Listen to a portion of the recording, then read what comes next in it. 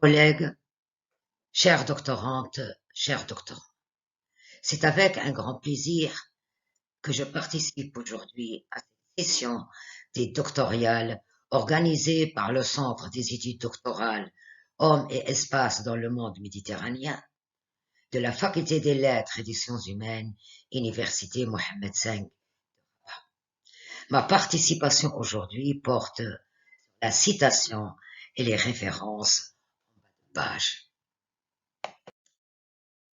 Tout travail de recherche s'appuie sur des sources scientifiques reconnues et recourt à des citations. La citation est la reproduction exacte d'un passage d'un texte que vous empruntez à un auteur dans le but d'appuyer ou d'éclairer. Mais attention, toute citation doit être pertinente. On ne cite pas pour remplir les pages, on ne cite pas pour le plaisir de citer, mais pour argumenter, illustrer ou étayer une idée, une thèse, un propos. Il faut aussi veiller à ne pas sortir la citation de son contexte, à ne pas l'altérer, c'est-à-dire à ne pas trahir la pensée de son auteur. Toute citation doit faire l'objet d'une référence dans une note bibliographique, une note de bas de page. Pour reproduire une citation, il faut obligatoirement l'insérer dans le texte entre guillemets. Il faut aussi respecter la ponctuation originale. Il arrive parfois de rencontrer dans une citation des erreurs. Souvent, ce sont des fautes d'impression. Il faut alors le signaler au lecteur en utilisant donc par l'adjonction du mot sic entre crochet et en italique.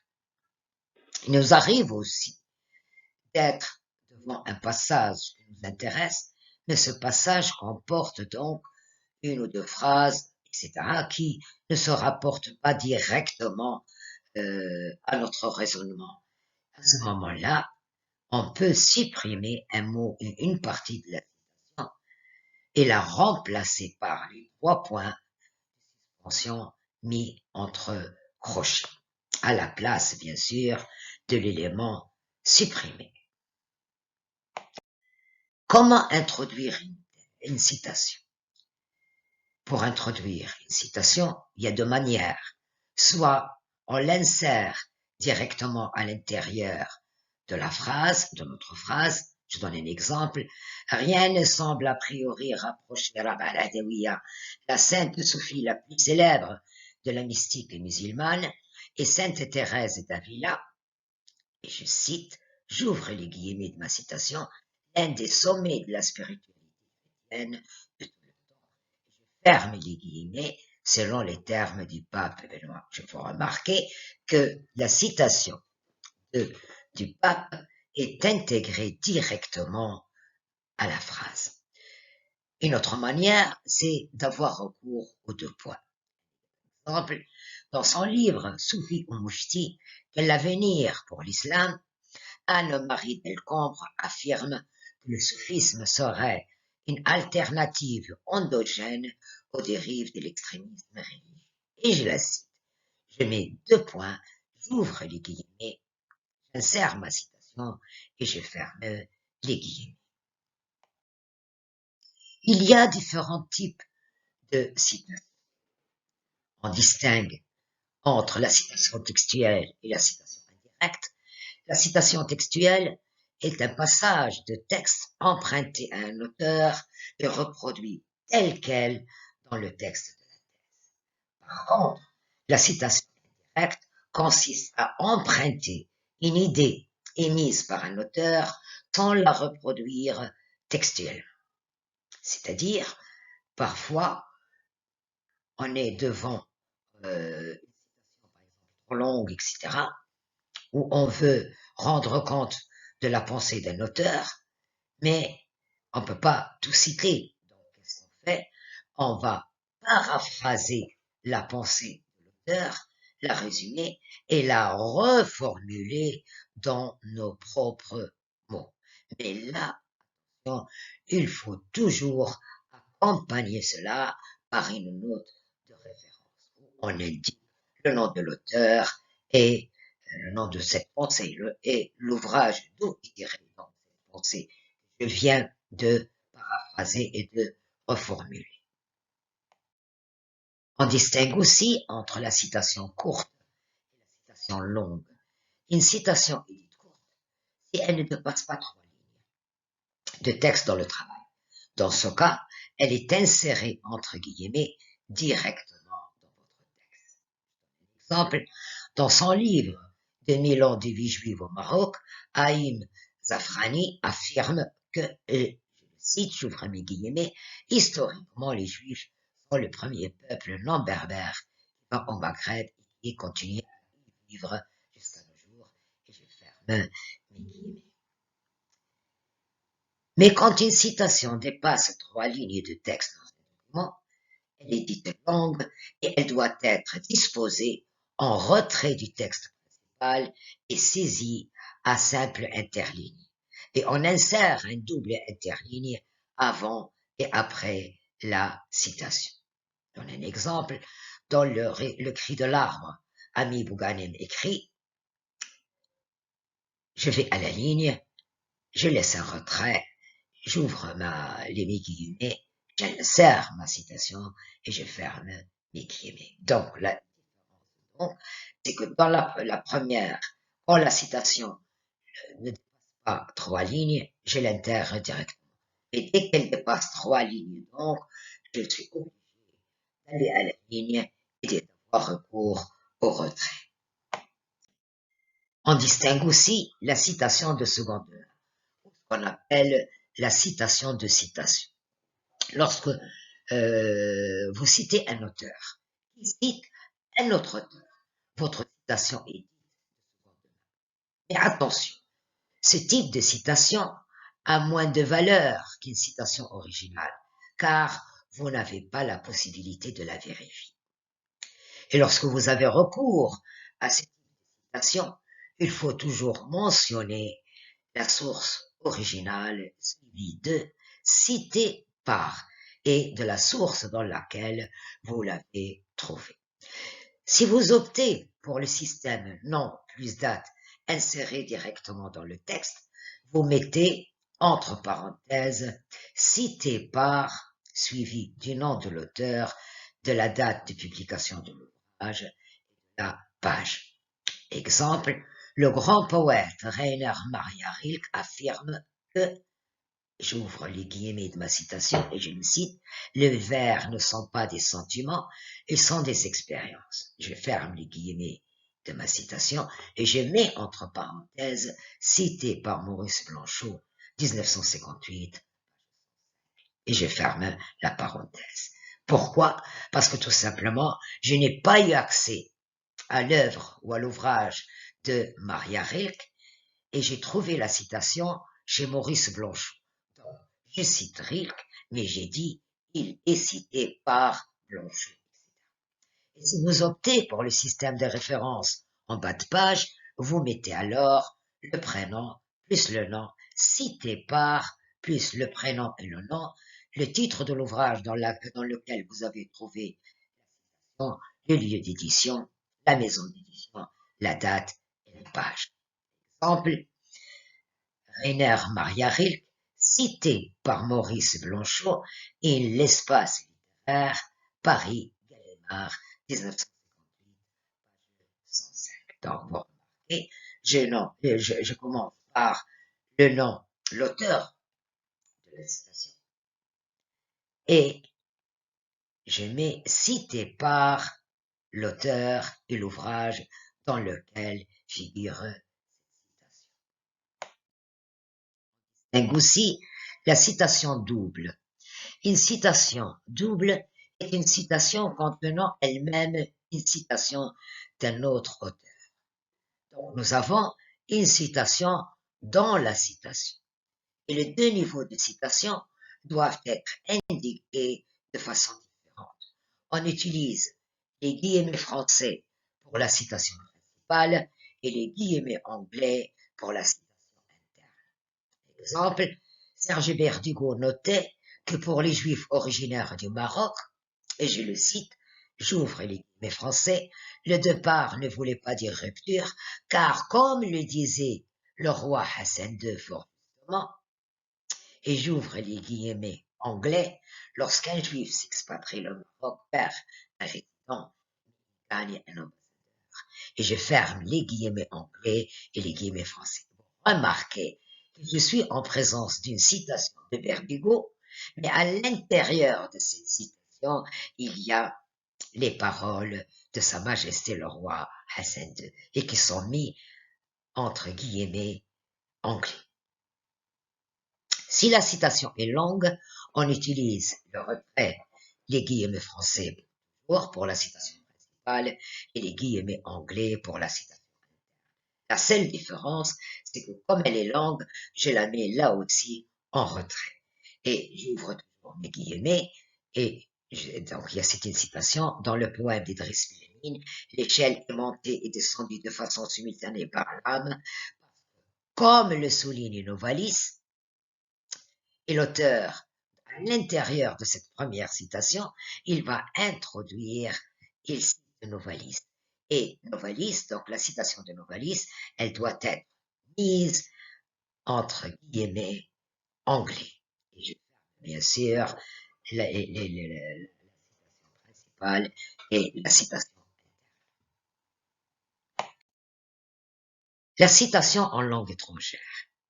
Il nous arrive souvent de consulter des ouvrages qui sont écrits dans une langue autre que la langue de la thèse.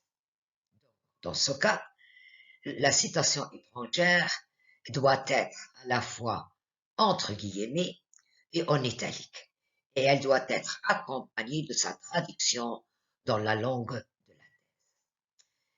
Pour une citation courte en langue étrangère, on présente la traduction entre parenthèses et en caractère ordinaire immédiatement après la citation originale.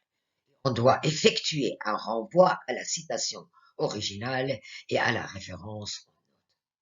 Mais si la citation en langue étrangère est longue, il est préférable de donner sa traduction en bas de page en indiquant dans la référence le nom du traducteur, l'ouvrage d'où elle est tirée, la date de publication et de traduction et le numéro de la page où figure la traduction de cette citation.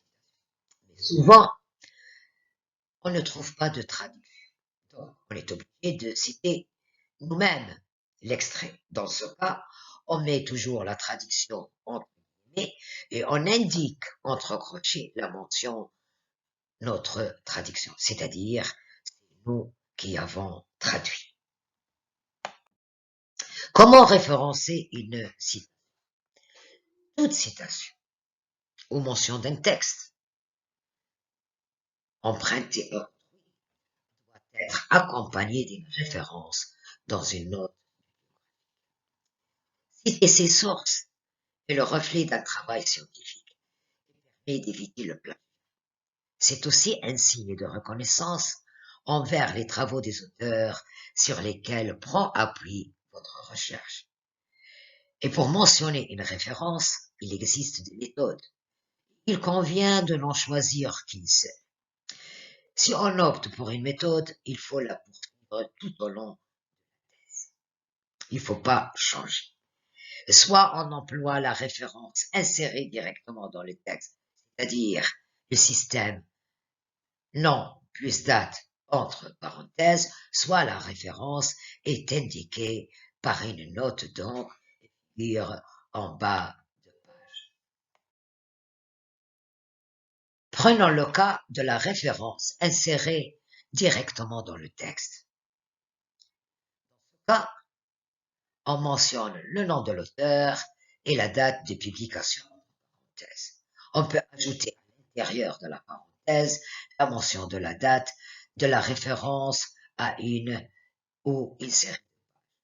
Des lettres minuscules A, B, C, etc. permettent de distinguer les œuvres citées du même auteur et publié la même année.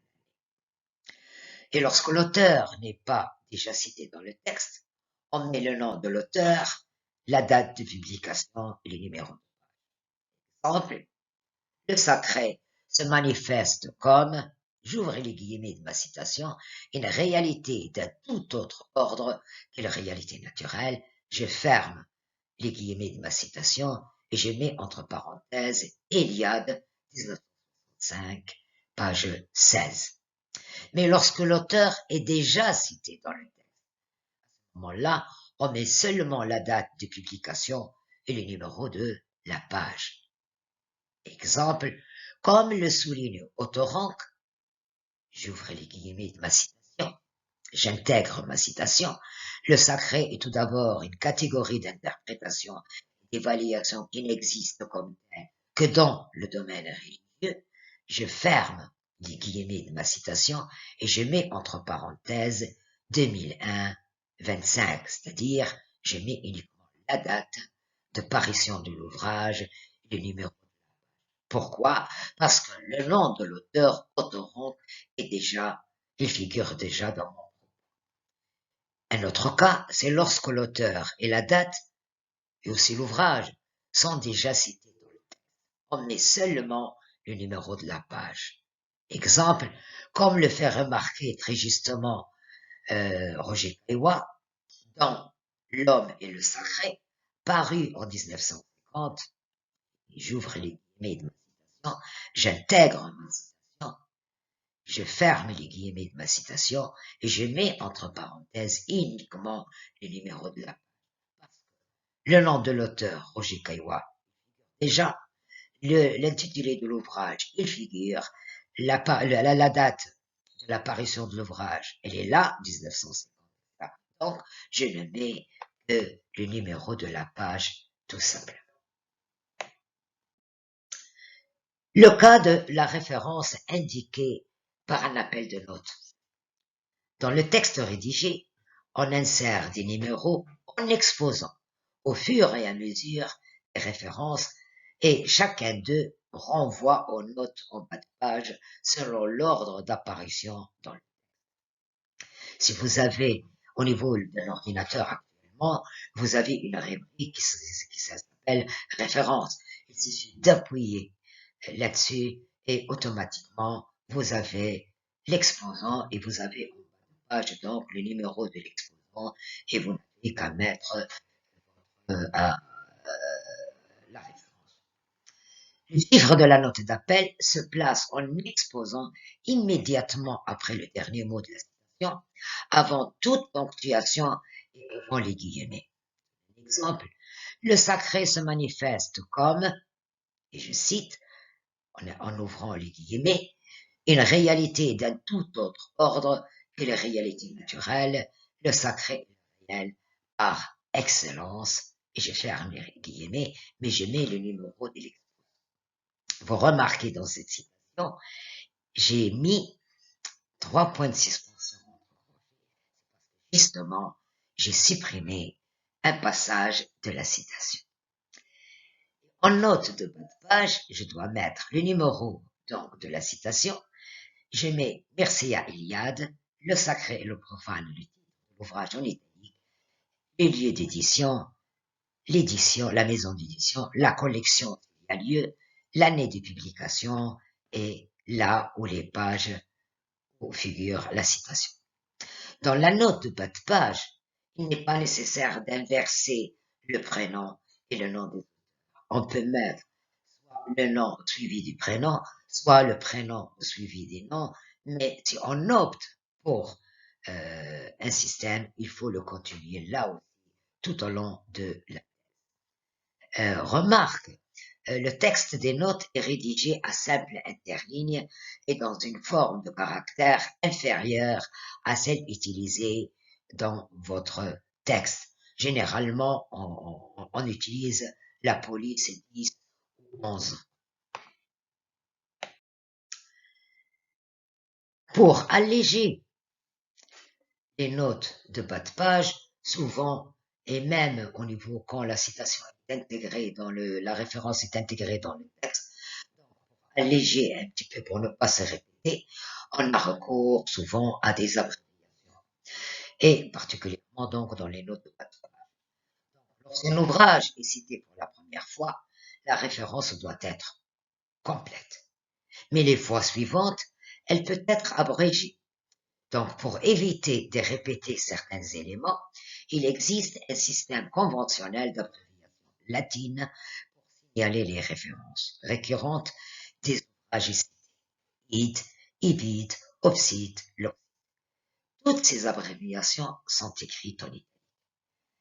On cessera d'utiliser obsit et loxit lorsque la première référence est très éloignée d'une référence subséquente. On répétera alors le titre de la cite. Donc, un auteur, et je donne sa référence dans mon introduction. Puis je vais revenir à l'auteur une cinquantaine de pages plus loin. Je n'ai pas à utiliser donc ou l'oxy. Je répète donc le titre de l'auteur et le titre de l'ouvrage pour permettre donc au lecteur de suivre donc la citation. Je prends le cas de id. Après une première référence complète, on met id qui est mis pour idem, c'est-à-dire pour le même auteur. Cette abréviation remplace le nom de l'auteur qu'on vient juste de citer, mais pour un ouvrage différent. On fait suivre l'abréviation de la notice complète de la référence. Je donne un exemple. J'ai cité, dans la première citation, Charles Baudelaire et les fleurs du mal.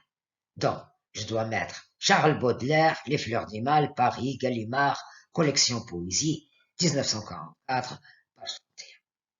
Et puis, tout juste après, dans la citation qui vient après, je vais toujours citer Baudelaire, mais je vais citer un autre ouvrage de Baudelaire. À ce moment-là, en note de bas de page, je ne vais pas répéter Charles Baudelaire, je vais mettre tout simplement id, point virgule, et je mets le titre de l'ouvrage, de nouveau ouvrage, d'où est tirée la citation, donc le style de Paris, petit poème en prose, Paris, livre de poche, 1998, page 18. Le cas de ibid.